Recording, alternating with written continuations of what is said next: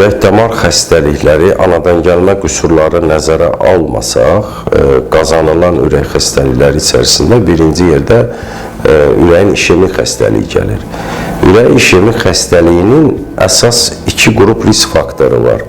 Bir qrup risk faktoruna nə bizdə, nə dünyanın heç bir yerində təsir eləmək mümkün deyil. Bunlara aiddir irsiyyət, cins, qadın-kişi cinsi, kişilər daha çox riskə malikdir və bir də yaş. Bu faktorlara biz dünyanın heç bir yerində bir həkim olaraq təsir edə bilmirik.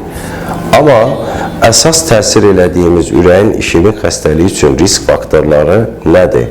Birinci yerdə gəlir şəkərli diabet, ikinci yüksək təzyiq hipertoniya xəstəliyi, qanda xolesterin yağlarının yüksək olması, az hərəkətlilik, siqaret çəkmə, bu kimi risk faktorlarına biz təsir eləyə bilirik.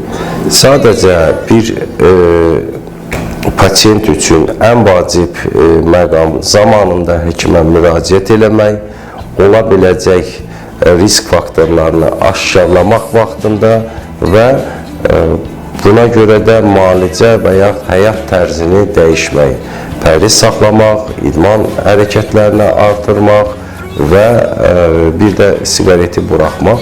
Digər patoloji risk faktorlarında isə lazımi dərman müalicəsini qəbul eləmək.